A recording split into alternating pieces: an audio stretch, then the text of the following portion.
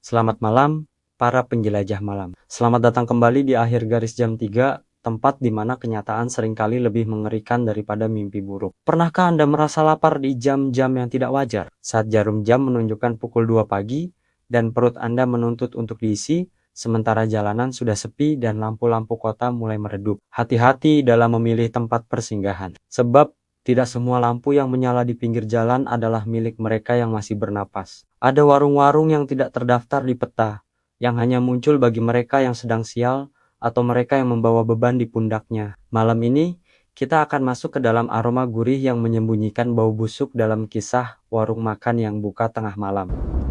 Garis akhir jam 3. Namanya Satria. Ia adalah seorang sopir ekspedisi antar kota yang sudah terbiasa menantang kantuk di balik kemudi truk trontonnya. Malam itu, ia sedang melewati jalur alas roban yang legendaris. Hujan turun rintik-rintik, membuat aspal tampak hitam berkilau seperti sisik ular raksasa yang melata di bawah cahaya lampu truknya.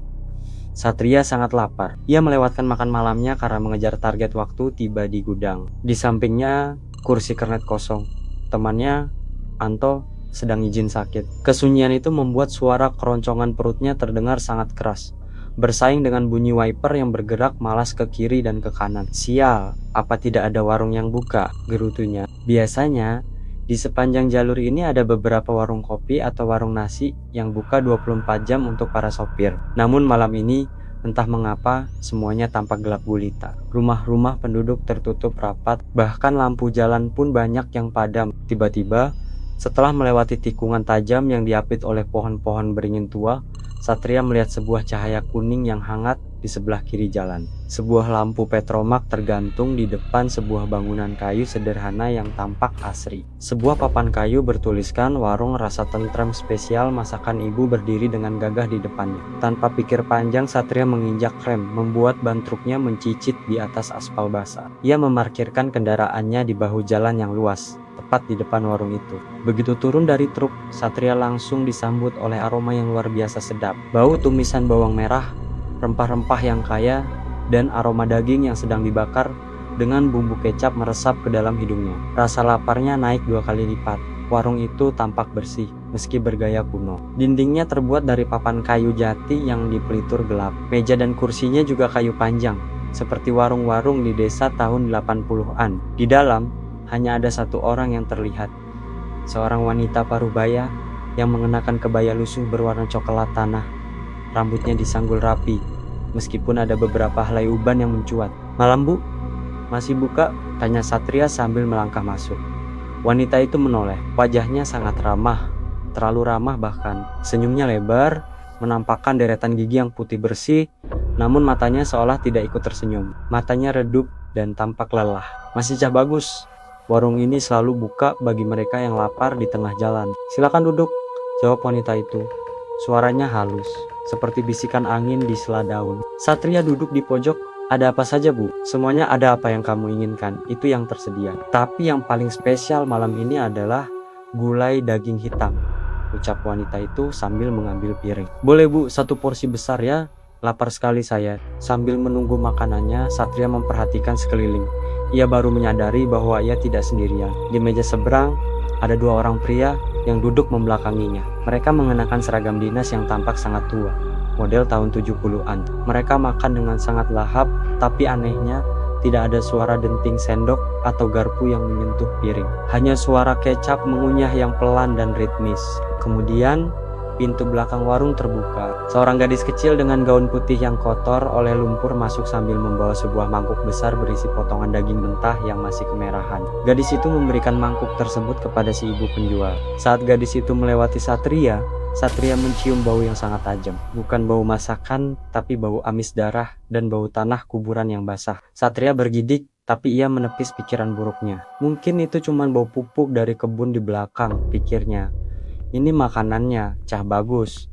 Makanlah selagi panas. Jangan disisakan ya," ujar si ibu sambil meletakkan sepiring nasi hangat dan semangkuk besar gulai daging berwarna kehitaman di depan Satria. Satria menyuap sesendok pertama.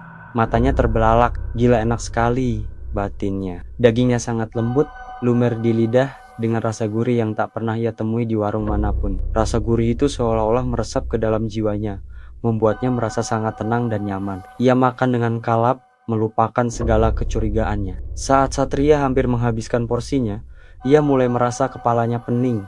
Pandangannya sedikit kabur. Ia mencoba meraih segelas teh hangat yang disediakan, namun tangannya gemetar. Ia melihat ke arah dua pria berseragam di meja seberang, yang kini berdiri untuk pergi. Saat mereka berbalik menuju pintu keluar, Satria hampir berteriak. Wajah kedua pria itu tidak memiliki fitur yang jelas. Kulit mereka rata seolah-olah ditutup oleh lapisan semen abu-abu. Tidak ada mata, tidak ada hidung, hanya ada satu lubang kecil di tempat mulut seharusnya berada. Satria mencoba berdiri, tapi kakinya terasa seperti jeli. Ia menoleh ke arah dapur. Si ibu penjual sedang membelakanginya, memotong-motong sesuatu di atas talenan kayu yang besar. Tuk tuk tuk. Suara pisaunya sangat berat. Satria memperhatikan apa yang dipotong oleh wanita itu. Itu bukan daging sapi atau kambing. Dari tempatnya duduk, ia melihat sebuah potongan yang menyerupai tangan manusia, lengkap dengan jam tangan yang masih melingkar di pergelangan yang pucat itu. Jantung Satria berdegup kencang. Ia mengenali jam tangan itu. Itu adalah jam tangan milik Anto, kernetnya yang katanya absen karena sakit. Ibu itu apa? Tanya Satria dengan suara parau. Wanita itu berhenti memotong. Ia perlahan menoleh. Kali ini senyumnya tidak lagi ramah. Sudut mulutnya robek hingga mendekati telinga, memperlihatkan gusi yang hitam dan gigi-gigi tajam yang kecil seperti gigi ikan hiu. Kenapa berhenti makan? Satria, bukankah rasanya sangat enak? Itu adalah bagian dari temanmu. Dia datang ke sini 2 jam lalu. Katanya ingin menyusulmu, tapi dia terlalu lapar. Jadi dia menawarkan dirinya untuk menjadi bahan hidanganmu agar kamu bisa sampai ke tujuan dengan kenyang. Satria merasa ingin muntah, tapi perutnya terasa sangat penuh. Seolah-olah daging yang ia makan tadi mulai bergerak-gerak di dalam sana. Ia melihat piringnya yang tersisa sedikit kuah. Di dasar mangkuk, ia melihat sebuah kuku manusia yang terlepas. Saya mau pergi, berapa harganya? Satria berteriak sambil merogoh dompetnya dengan tangan gemetar. Wanita itu tertawa. Suaranya terdengar seperti suara gagak yang serak. Di sini kami tidak menerima uang kertas, nak. Warung ini adalah warung transaksi nyawa. Kamu sudah memakan pemberian temanmu, maka sekarang kamu harus memberikan sesuatu sebagai gantinya, agar warung ini tetap bisa melayani sopir-sopir lapar lainnya. Tiba-tiba, lampu petromak di depan mulai berayun kencang meski tidak ada angin. Bayangan-bayangan hitam mulai muncul dari sudut-sudut ruangan. Mereka adalah roh-roh lapar yang terikat di warung itu, para sopir, musafir, dan pelarian yang pernah mampir dan tidak pernah keluar lagi. Gadis kecil bergaun putih tadi muncul di samping Satria. Ia memegang sebuah pisau kecil yang sangat tajam. Om, pinjam jempolnya ya, buat bumbu besok, bisiknya dengan nada polos yang mengerikan. Ketakutan yang luar biasa memberi Satria kekuatan tambahan. Ia menyambar gelas teh kaca yang berat dan menghantamkannya ke arah kepala si ibu yang mendekat. Preng, gelas itu pecah, tapi wanita itu tidak berdarah. Yang keluar dari lukanya justru adalah ratusan ulat hitam yang menggeliat. Satria berlari menuju pintu depan. Namun, lantai kayu yang tadinya kokoh kini berubah menjadi lunak dan lengket, seperti lumpur hisap yang terbuat dari daging busuk. Setiap langkahnya terasa sangat berat. Jangan lari Satria, kamu sudah menjadi bagian dari kami, teriak wanita itu. Satria berhasil mencapai pintu dan menariknya sekuat tenaga.